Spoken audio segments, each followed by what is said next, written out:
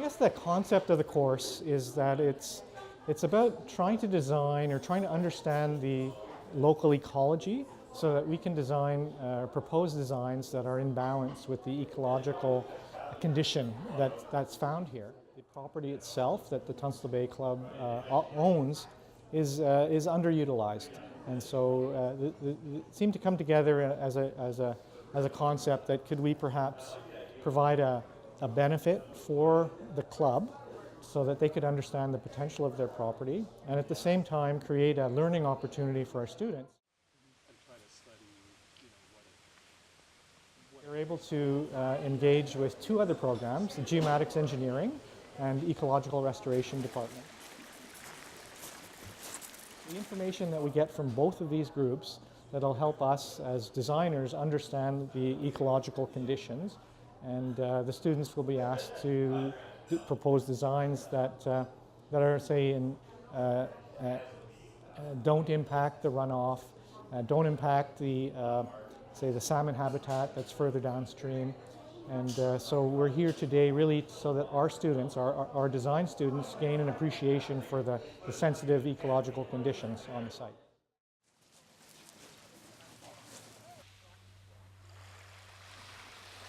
I'm excited.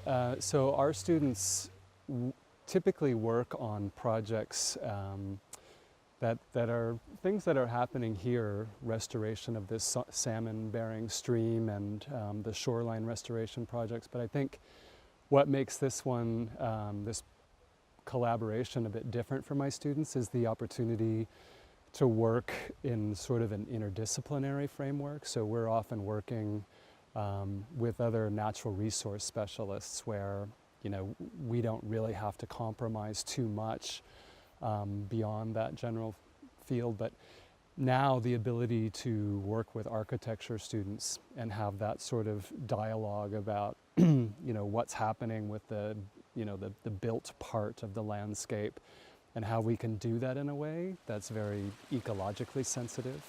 And if there are areas here that we identify as being particularly valuable that we should protect, that we should not, you know, build on, I think that's another way that my students can sort of bring value to that project. We're in the air shed of both a air system that comes this way and one that comes down the Fraser Valley. So we're at the intersection between sort of the sea to sky, Howe Sound air system. I think it's just fabulous that students are coming to give us a fresh look at what might be a good possibility for our beautiful foreshore. Because here, it's the intersection of so many things, the public beach and the public areas, the intersection of obviously the marine with the land, the salmon with the creek, and the interior of the island, and the streams of invisible sediment that we don't see as we harden the uplands or as we plant more. Are we reducing the gravel that comes down? All these big ideas. The beach is changing, and with climate change it'll change even more. So I'm really glad that your group is taking this holistic kind of look at the living systems and the people and the hard infrastructure kind of systems that we've got here. And I'm looking forward to seeing what ideas you come up with. Of course, coho live in the freshwater creek for a whole year after we release them.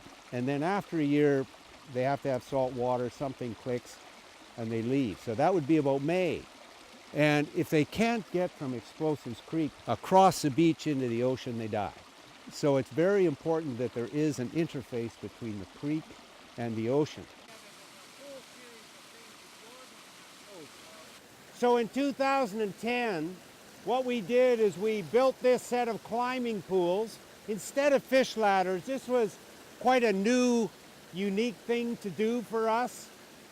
Fish ladders are sort of ugly, and this is more a natural thing that blends in with the environment.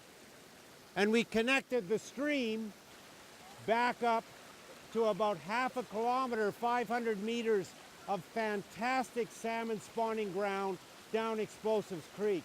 It's beautiful gravel.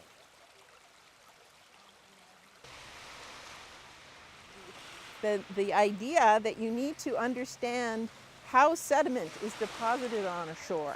You know, what are the shoreline processes, that is to say that the natural interaction between the water and the shore. And that plays a really big part of how a shoreline functions. And so you need to design to that.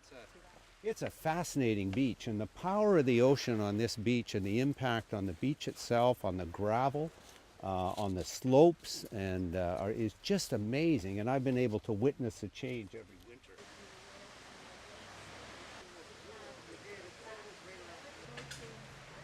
And we use coaches and volunteers to help the little kids, and then they have to pull that dolly. And how do you get to the water when you've got this log forest between you and the water? So this is our constant challenge.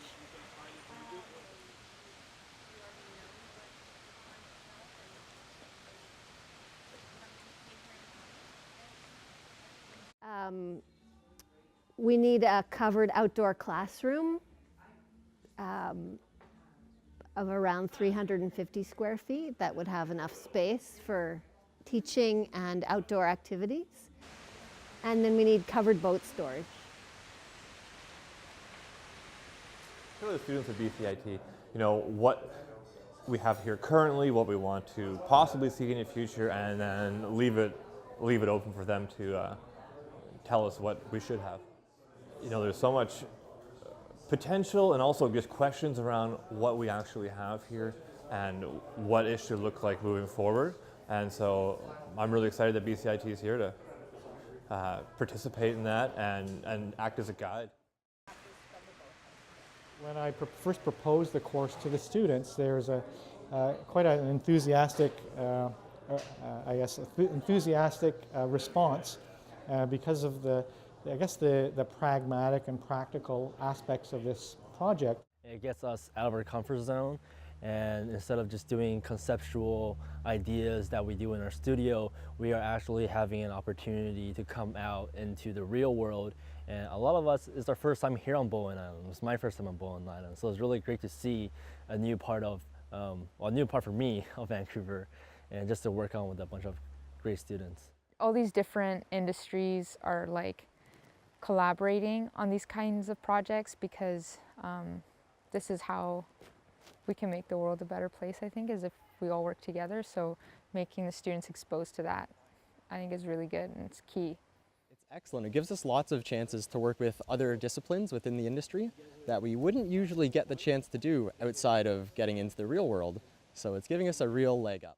We certainly hope that this is a model for other types of interdisciplinary collaborations and also for this type of community service project.